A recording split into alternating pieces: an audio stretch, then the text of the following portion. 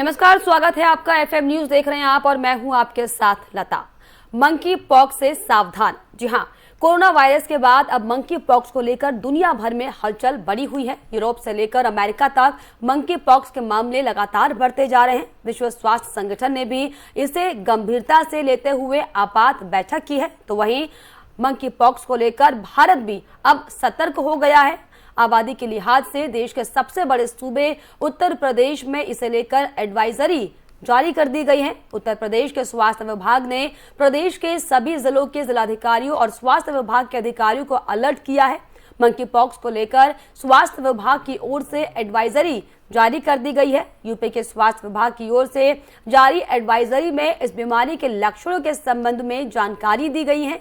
स्वास्थ्य विभाग की ओर से जारी एडवाइजरी में ये निर्देश दिए गए हैं कि बुखार और शरीर पर चकत्ते हो तो ऐसे में संबंधित मरीज की जानकारी मुख्य चिकित्सा अधिकारी के कार्यालय के साथ साझा की जाए। वहीं इसके अलावा महाराष्ट्र से लेकर तमिलनाडु सरकार भी मंकी पॉक्स को लेकर इसके संक्रमण को लेकर एक्टिव मोड पर दिखाई पड़ रही है।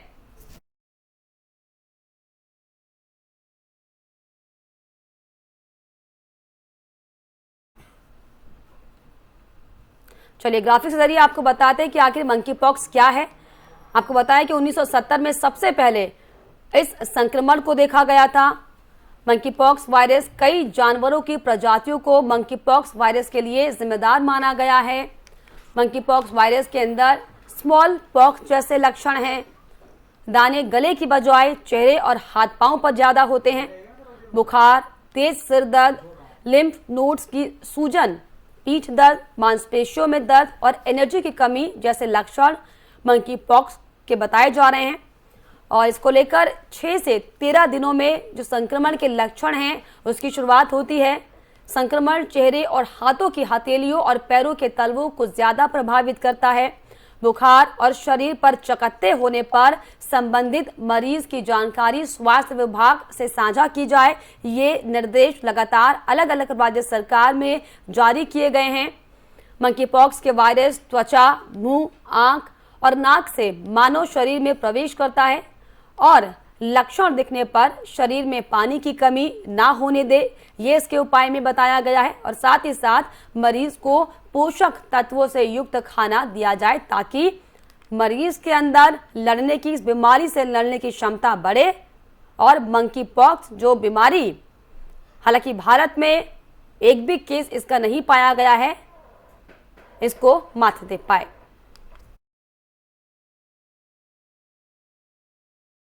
कि WHO ने इसको लेकर क्या कुछ कहा है, किस तरह की चिंता जाहिर की है। WHO का साफ कहना है कि हम इस बीमारी की सीमा नहीं जानते। हमें एक देश के रूप में और अधिक सतर्क रहना चाहिए। हमें डर है कि इसका कम्युनिटी स्प्रेड होगा। वर्तमान में जोखिम का आकलन करना बेहद मुश्किल है, ये WHO साफ कर चुका है। इस बीमारी की जांच की जा रही है और इसकी उत्पत्ति को समझने की कोशिश लगातार वर्ल्ड हेल्थ ऑर्गेनाइजेशन कर रहा है। कमजोर इम्यूनिटी वाले व्यक्तियों पर ये बीमारी जो है वो ज्यादा हावी हो रही है। कमजोर इम्यूनिटी वाले व्यक्तियों में गंभीर ये बीमारी दिखाई पड़ रही है।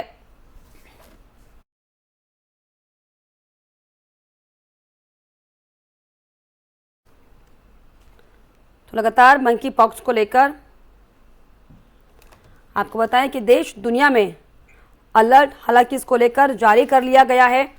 हालांकि भारत में फिलहाल इसकी एंट्री नहीं हुई है, लेकिन सतर्कता लगातार बनी हुई है क्योंकि जिस तरीके से अभी हाल ही में कोविड की लहर हमने देखी, अब ऐसे में मंकी पॉक्स से कोई नुकसान भारत में ना हो, इसको लेकर अलग अलग राज्य सरकारों ने इस पर तमाम अलग अलग तरह की गाइडलाइंस भी जारी की हैं। और इस पर खास बातचीत के लिए हमारे साथ मेहमान जुड़े हुए हैं। रमा श्रीवास्तव जी जो कि IMA अध्यक्ष हैं लखनऊ से, आपका मैं स्वागत करना चाहूंगी। इनके अलावा डॉक्टर नरेश चावला जो कि नेशनल जॉइंट सेक्रेटरी IMA के हैं। सर आपका भी मैं बहुत बहुत स्वागत करना चाहूंगी। आप दोनों का स्वागत है FM न्यूज पर। जी रमा जी, सबसे पहले मैं आपके पास आना चाहूंगी क्योंकि आप लखनऊ IMA के अध्यक्ष हैं। मैम, जिस तरीके से अब ये पूरी दुनिया में जो मंकी पॉक्स है ये फैल चुका है, हालांकि भारत में इसके एक भी केस सामने नहीं आए हैं, लेकिन गाइडलाइंस जारी कर दी गई है। कितना खतरनाक ये है? तो ये है ही क्योंकि वायरल इन्फेक्शन है। हालांकि अभी तक 12 देशों में ये कई मरीज पाए गए हैं। इससे पहले शुरुआत 1970 में हुई थी, जो मंकी के अफ्रीकन कंट्रीज में पहला जो इसके लक्षण पाए गए थे। चलिए रमा जी, आपकी आवाज हम तक प्रॉपर नहीं पहुंच पा रही है, तो नरेश जी मैं आपके पास आना चाहूंगी। जिस तरीके से मंकी पॉक्स को लेकर अब एक बार फिर से खतरा मंडराने की स्थिति बनती हुई दिखाई पड़ रही है, सर क्या कुछ कहेंगे? रिसर्च क्या कहती है? क्या कुछ खतरा इसको लेकर अभी है? देखिए, चूंकि मंकी पॉक्स हमारे देश के लिए एक नई बीमारी है, तो आपके दर्शकों के लिए मैं कुछ आम जानकारियां देना पसंद करूंगा। पहली बात जो सबसे पहला है कि 2 साल से हिंदुस्तान के लोग तड़प रहे हैं, कोरोना ही खत्म नहीं होता। आज से कुछ हफ्ते पहले तक भी हम डर रहे थे कि शायद कोरोना की चौथी लहर आ चुकी है या आने वाली है। तो मेरा पहला ऐलान है कि मेहरबानी करके for all people of India ऐसा कोई पैनिक करने की जरूरत नहीं है। हालांकि ये सच है कि हिंदुस्तान में पहला केस मंकी पॉक्स का भी नहीं आया है, क्योंकि इंटरनेशनल ट्रेवल उन 12 देशों में जहां केस पाए जा चुके मंकी पॉक्स के वहां ऑन है। तो हमें थोड़ा एयरपोर्ट्स पे सर्वेलेंस बढ़ानी पड़ेगी और थोड़ा सा कॉशियस होना पड़ेगा, नंबर 1। नंबर 2, मंकी पॉक्स चीज क्या है बताने के लिए लोग तो सुन के यहाँ से ये मंकी कहाँ से आ गया, तो बताने के लिए आपको पता होगा, हम में से जो बड़े हैं 50-60 साल के, आज से 4 डिकेड्स पहले तक हम सबको स्मॉल पॉक्स यानी कि चेचक का टीका लगता था। उसके बाद चेचक दुनिया से खत्म हो गई तो चेचक का टीका भी बंद कर दिया गया। फिर बच्चों को आपने देखा होगा चिकन पॉक्स, आज भी हम बच्चों को चिकन पॉक्स का टीका लगाते हैं, लेकिन वो थोड़ा सा कम इफेक्टिव होता है और चिकन पॉक्स भी थोड़ा सा उनको हो जाता था। ये मंकी पॉक्स उसी वैरायटी की, उसी वायरस का एक वेरिएंट है जो कि ज्यादातर मंकीज में और दूसरे जंगली जानवरों के बाइट से नहीं, ये फर्क समझिएगा, ये जो इन्फेक्शन है ये मंकी की बाइट से नहीं फैलता, ये मंकीज में होता है। बेसिकली ये थोड़ा टच से तो थोड़ा कम, लेकिन बेसिकली एयरबोर्न यानी कि हवा से फैलता है। तो इसलिए सबसे पहले हम में से जो ज्यादा जो पशु प्रेमी हैं या आजकल पेट्स के प्रति बहुत ज्यादा रहता है, तो थोड़ा सा कॉशियस रहने की जरूरत है। थोड़ा सा मास्क पहन के जाइएगा। कई लोग जो हैं जो थोड़ा जंगलों वगैरह में या इस किस्म की करते हैं कि हाँ जी हम तो शिकार करने जा रहे हैं, उन लोगों को थोड़ा सा कॉशियस होने की जरूरत है। पर से इसके अलावा टिल अभी तक कोई केस नहीं आया है, तो एक तरफ हमारा एयरपोर्ट्स पे और बॉर्डर्स पे हमारा सर्वेलेंस रहे, दूसरी तरफ आम लोग थोड़ा सा कॉशियस रहें। अगर ऐसा हम करते हैं तो मैं खुलेआम आपके दर्शकों को आश्वासन देना पसंद करूंगा, बहुत ज्यादा डरने की जरूरत नहीं है। इस तरीके से रमा जी और नरेश जी ने बताया कि जो वाइल्ड लाइफ प्रेमी है उनको इससे बचने की आवश्यकता है, क्योंकि जानवरों से ये संक्रमण ज्यादा फैलता है। तो मैम ऐसे में अगर देखा जाए तो आईएमए की क्या तैयारी इसको लेकर हो रही है? हालांकि ICMR इसको लेकर ये कह चुका है कि मामला बहुत ज्यादा गंभीर नहीं है, लेकिन सतर्कता बरकरार है। आईएमए की तरफ से ये है कि अवेयरनेस प्रोग्राम्स किए जा रहे हैं। हाँ जी, जूम मीटिंग पर भी और अदरवाइज भी जो मीटिंग होती हैं उनमें इस पॉइंट पे डिस्कशंस हो रहे हैं कि इसको कैसे हम लोग प्रिवेंट कर सकते हैं, क्योंकि या तो जानवरों से होगा और जानवर में भी आएगा।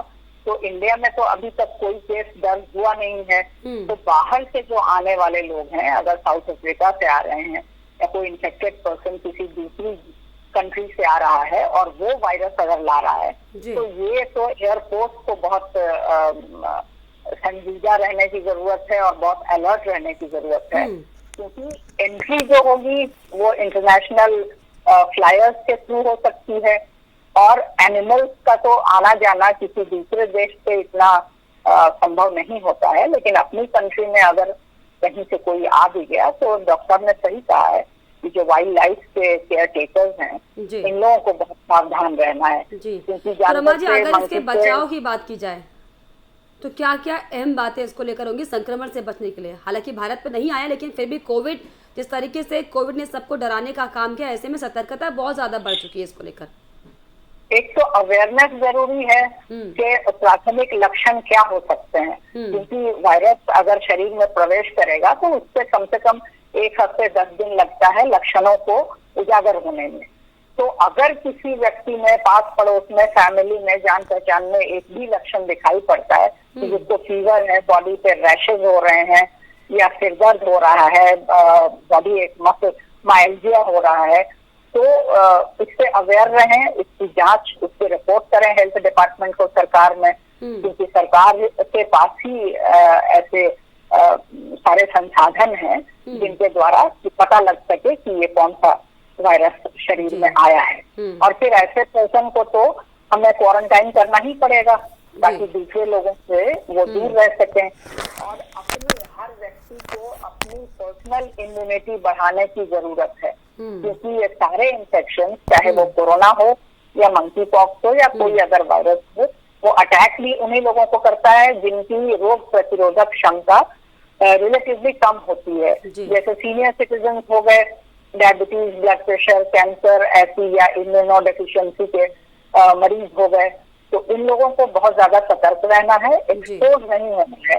और अभी फिलहाल जब तक केस तो खैर इंडिया में नहीं रिपोर्ट हुआ है, लेकिन जानवरों से, जैसे जू में या वाइल्ड लाइफ सेंचुरीज में लोग जाते हैं, तो जानवरों को छूने की कोशिश ना करें, उनसे दूर रहें, क्योंकि घूमने फिरने से कोरोना कहीं कोविड के मिलते जुलते सिम्टम्स हालांकि इसमें है, और इसके जो बचाव के जो पूरे एस्पेक्ट है वो भी कहीं ना कहीं कोविड के जैसे ही कि हमें क्वारंटीन होना होगा, हमें लोगों से सोशल डिस्टेंसिंग मेंटेन करनी होगी, हमें मास्क बरकरार लगाना होगा, तभी इस संक्रमण से निजात हर कोई व्यक्ति पा पाएगा अगर संक्रमित होता है तो।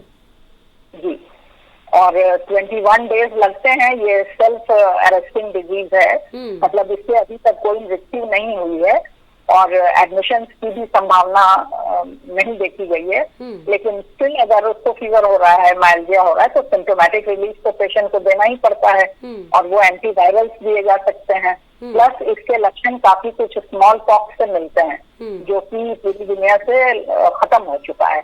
लेकिन इसके अगेंस्ट जो एंटीवायरल वैक्सीन दिया जाता था, उस वैक्सीन को ऐसे मरीजों को देना पड़ेगा जहां भी जिस कंट्री में हो रहा है। जी, चलिए नरेश जी, मैं आपके पास आना चाहूंगी। जिस तरीके से सर अभी हालांकि मंकी पॉक्स जो है वो इनिशियल स्टेज चल रही है, हालांकि कई देशों में मंकी पॉक्स अपने पैर पसार रहा है, लेकिन कम मात्रा में आंकड़े भी सामने आ रहे हैं और फिलहाल कैजुअलिटी की कोई खबर इसमें सामने नहीं आई है। तो सर क्या ऐसे में जिस तरीके से WHO ने गंभीरता जाहिर की थी और ये कहा था कि थोड़ा समय चाहिए, उसके बाद हो सकता है कि इसे भी महामारी घोषित कर दिया जाए, तो क्या अब ये सर माना जाए कि अब इसको लेकर भी कोई वैक्सीन बनानी होगी, इतनी गंभीरता इस पर लानी पड़ेगी क्या? देखिए, जैसे कि मैंने पहले बताया था कि स्मॉल पॉक्स का टीका पहले हमें लगता था और आज भी बच्चों में चिकन पॉक्स का टीका दिया जाता है। तो बेसिकली जो स्मॉल पॉक्स हो या चिकन पॉक्स हो या अब ये मंकी पॉक्स, इनमें जो इम्यूनिटी होती है वो क्रॉस इम्यूनिटी होती है, यानी कि एक दूसरे को बचाता है। तो अब ये सोचना कि क्योंकि टीके लगने बंद हो गए थे, आम जो एडल्ट पॉपुलेशन है उनको तो कोई टीका लगा ही नहीं। अभी जो आज के जो चिकन पॉक्स का टीका पिछले ऑलमोस्ट मैं कहूंगा ऑलमोस्ट 25-30 साल के बच्चों को लग रहा है, लेकिन जो उसके पहले वाले लोग हैं उनको कोई इम्यूनिटी नहीं है। तो दैट इज द रीजन कि हमारी इम्यूनिटी यानी कि रोग प्रतिरोधक क्षमता दो किस्म की होती है, एक होती है किसी पर्टिकुलर बीमारी के लिए और एक होती है जनरल वाली। जनरल वाली को तो हमें बढ़ाने की अपना खान पान ठीक रख के, जंक फूड ना खा के, एक बैलेंस डाइट खा के बढ़ानी चाहिए। स्पेसिफिक प्रोटेक्शन के लिए जैसे कि आपने सवाल पूछा क्या इसका टीका बनाने की भी जरूरत पड़ सकती है, तो ये फैसला बहुत कोई छोटा फैसला भी नहीं है, कोई एकदम वाला फैसला भी नहीं है। आपको पता होगा जब कोरोना आया था तो कोरोना इतनी बुरी तरह फैलना शुरू हो गया था कि विदिन उसके 2-4 हफ्तों के अंदर वैक्सीन के कई मैन्युफैक्चरर्स ने बनाना शुरू कर दिया था। तो अब आपका पूछना कि क्या मंकी पॉक्स के लिए ऐसी कोई गुंजाइश है, तो आई वुड से अभी तो हमें देखना पड़ेगा।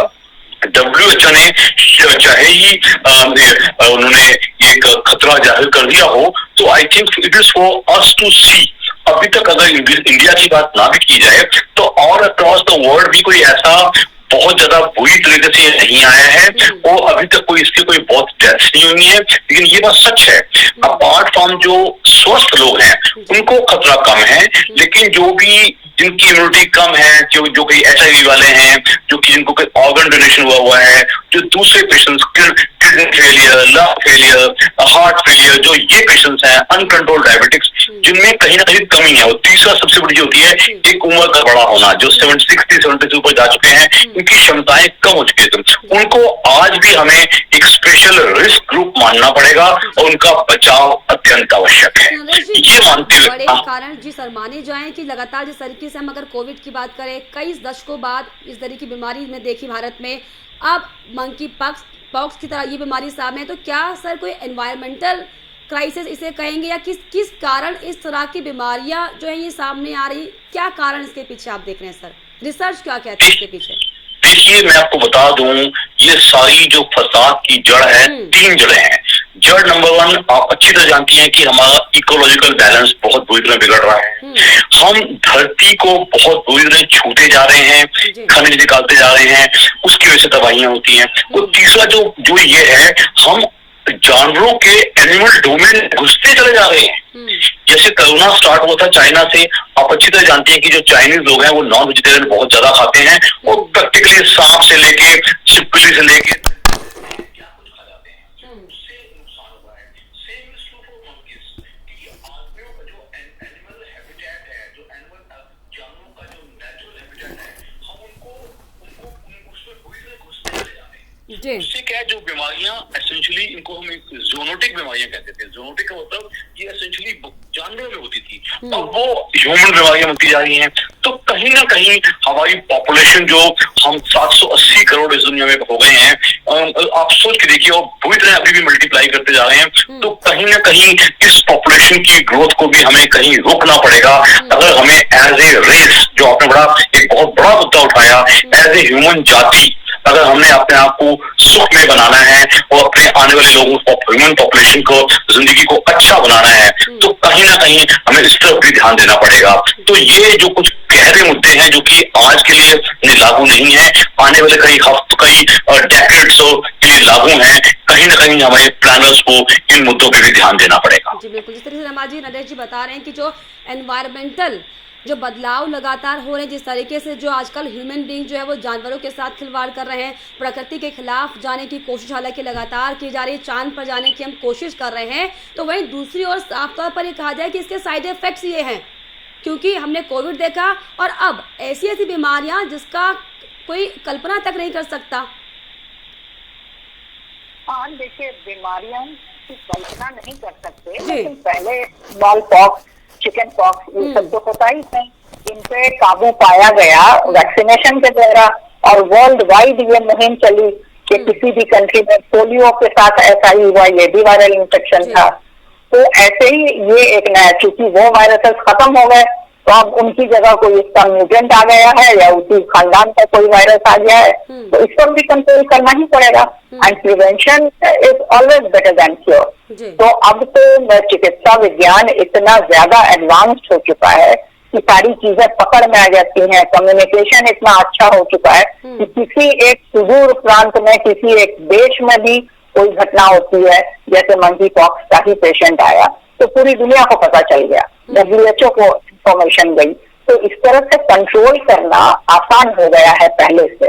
और वैक्सीनेशन तो जरूरी है, हमारे देश में भी वैक्सीन के साथ हमें प्रिपेयर्ड रहना पड़ेगा कि एक भी केस अगर आया तो उसे हम वहीं का वहीं कंट्रोल करें, वहीं क्वारंटाइन करें, वैक्सीनेशन जब जरूरी हो तो वैक्सीनेट करें। तो रमा जी, मतलब ये मान रहे हैं कि अगर कोई इस तरह की डिसीज सामने आती है तो जो मेडिकल टीम है वो पूरी तरीके से तैयार है, तैयारी पूरी है? बिल्कुल बिल्कुल, हमारे पास एंटीवायरल ड्रग्स भी हैं, वैक्सीन भी रेडी रहती हैं, और क्वारंटाइन के लिए भी सारी व्यवस्था है। तो अब सरकार हम लोगों की बहुत अलर्ट हो चुकी है, और कोरोना के बाद तो सब कुछ बहुत बदल चुका है, सबकी जिंदगी बदल चुकी है, लोगों की मानसिकता बदल चुकी है। सरकार के कार्यकलापों में हर जगह, हेल्थ डिपार्टमेंट में भी भले ही लोगों की बदल रही हो, लेकिन हम फिर भी सिर्फ और सिर्फ प्रकृति के खिलाफ जाने का काम करें। हम जिस तरीके से वेस्टर्न कल्चर को अपनाने की जिद में जो लगे हुए हैं, उससे हम कितना अपना एनवायरमेंटल को हम नतीजे माने जाए। प्रकृति से खिलवाड़ करना, प्रकृति द्वारा प्रदत्त जो भी संसाधन है, चाहे वो पेड़ पौधे हो, पानी है, जानवर है, ये सब तो प्रकृति का दिया हुआ है। इन सब का संरक्षण इनसे अच्छा व्यवहार, ये सब हमारे कैरेक्टर का हिस्सा होना चाहिए। बहुत सारे लोग जानवरों को सताते हैं, पेड़ पौधों को काटते हैं, अनावश्यक कार्यकलापों से दूर रहना हमेशा हम लोगों के हित में है, लेकिन कल्चर बदल रहा है। आप दोनों से मैं एक छोटे से कमेंट लेना चाहूंगी कि दर्शकों को लिए क्या कुछ आप बचाव और राइस को इस पर देना चाहेंगे। रमा जी पहले आप, उसके बाद नरेश जी आप। दर्शकों के लिए तो यही संदेश है कि हेल्थ एंड हाइजीन को मेंटेन करना उनकी प्राथमिकता होनी चाहिए, जिसका कि एजुकेशन प्रोग्राम्स चलते रहते हैं, अलर्टनेस चलता रहता है सरकार की तरफ से भी, प्राइवेट एजेंसी की तरफ से भी। अपनी नंबर 2 अपनी बॉडी इम्यूनिटी बढ़ाने की कोशिश करें, अपना खान पान सही रखें, एक्सरसाइज करें, मॉर्निंग वॉक कर सकते हैं, डाइट कंट्रोल रख सकते हैं, और जरा सा भी किसी बीमारी का लक्षण लगे तो फौरन रिपोर्ट करें। बीमारी को दबाना छुपाना उचित नहीं है। और नरेश हो जाता है। छोटा सा कमेंट अगर इस पर दे दर्शकों के लिए जो काम आ पाए उनके। इतना ही कहना है कि बहुत ज्यादा डरने की जरूरत नहीं है, कि पिछले 2 साल बहुत ही खराब रहे हैं। लोग बाग साइकोलॉजिकली बहुत ट्रॉमेटाइज्ड हो गए थे, टूट गए थे। तो उम्मीद जारी है, अपनी सफाई का ख्याल रखिए, अपने आप को अगर कोई आप वाइल्ड लाइफ में है या किसी ऐसे काम में है या कोई शौक ऐसा है तो हमेशा मास्क पहनिएगा। ज्यादा क्लोजनेस दिखाने की जरूरत नहीं है, क्योंकि ये एयरबोर्न इन्फेक्शन है, उससे भी और टच से ये फैलता है। इसके अलावा अभी तक जो स्थिति है, आई एम एब्सोल्युटली श्योर, कोई बहुत ज्यादा डरने की जरूरत नहीं है। अपने बहुत ज्यादा डरने की आवश्यकता नहीं है, लेकिन हमें सतर्कता प्रॉपर बरतनी होगी। बहुत शुक्रिया आप दोनों का मेरे साथ जुड़ने के। रमा जी आपका भी, नरेश जी आपका भी। तो इस तरीके से बहुत शुक्रिया। तो इस तरीके से लगातार कोविड के बाद जो मंकी पॉक्स को लेकर तमाम तरह के जो तमाम मामले अलग अलग देशों में सामने आ रहे हैं, इसको लेकर हालांकि डर एक बार फिर से बढ़ चुका है कि आखिर कहीं एक बार फिर से एक बड़ी विपदा मंकी पॉक्स के नाम से देश में ना आ जाए। लेकिन इसको लेकर हालांकि तमाम जो मेडिकल टीम है वो अपनी तैयारी में है। हालांकि तमाम अलग अलग राज्य सरकारों ने इसको लेकर एडवाइजरी जारी कर दी, लेकिन फिलहाल बात वही कि हम सभी को खुद पर ध्यान देना होगा। और जिस तरीके से कोरोना को लेकर सतर्कता बरती जा रही थी, उसी लिहाज से मंकी पॉक्स से बचने के लिए भी हमें सोशल डिस्टेंसिंग का पालन करना होगा। हमें लगातार मास्क लगाकर ही चलना होगा। तो इसी के साथ हमारी इस खास पेशकश में इतना ही। देश और दुनिया की तमाम खबरों के लिए आप देखते रहिए FM न्यूज। नमस्कार।